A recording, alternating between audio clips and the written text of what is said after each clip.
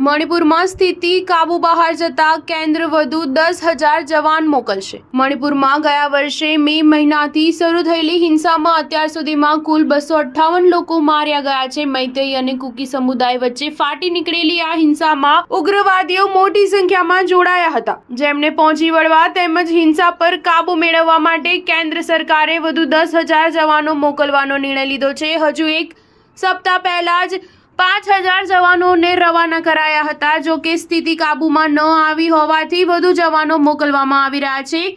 મણિપુરના સુરક્ષા સલાહકાર કુલદીપસિંહે જણાવ્યું હતું કે મણિપુરમાં કેન્દ્રીય દળોની વધુ 90 કંપનીઓ મોકલવામાં આવશે, જેમાં જવાનોની કુલ સંખ્યા આશરે 10,800 જેટલી હશે। આ 90 કંપનીઓ સાથે જ મણિપુરમાં કુલ તૈનાત કેન્દ્રીય દળની કંપનીઓની સંખ્યા 288 પહોંચી ગઈ છે। તેમણે સાથે એમ પણ જણાવ્યું હતું કે મણિપુરમાં ગયા વર્ષથી હિંસા ફાટી નીકળી તેમાં કુલ 258 લોકોએ જીવ ગુમાવ્યો છે, જે 10,000થી વધુ જવાનોને રવાના કરાયા છે। તેમાંથી મોટી સંખ્યામાં ઇમ્ફાલ પહોંચી પણ ગયા છે। સાથે જ હિંસાને પહોંચી વળવા માટે તમામ જિલ્લામાં સેલ્સ અને જોઈન્ટ કંટ્રોલ રૂમ પણ ઊભા કરવામાં આવશે। ઉગ્રવાદીઓ દ્વારા લૂંટ લેવામાં આવેલા 3,000થી વધુ હથિયારોને સુરક્ષા દળોએ પરત મેળવી લીધા છે।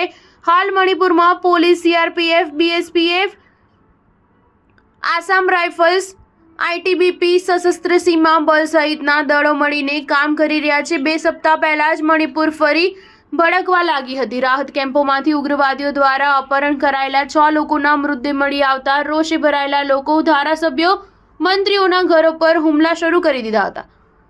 હુમલાના ડરને પગલે મણિપુરના અન્ન પુરવઠા અને નાગરિક સુરક્ષા મંત્રી સુશીન્દ્રો મૈતેઈએ ઇમ્ફાલમાં પોતાના ઘરની બહાર વાયર ફેન્સિંગ કરાવ્યું હતું, સાથે સમગ્ર ઘરની જાળી લગાવીને કિલ્લેબંધી કરી દીધી હતી। અગાઉ ટોળાએ આ જ મંત્રીના ઘર પર હુમલો કર્યો હતો।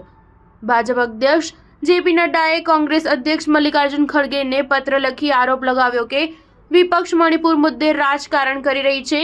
નડ્ડાના આ પત્રને કોંગ્રેસે ચાર્ડિડેનિયલ ડિસ્ટ્રિક્શન અને ડિફેમેશન ગણાવી ફગાવ્યો હતો। સ્ટાર ન્યૂઝ 7 હંમેશા સચ્ચાઈની સાથે।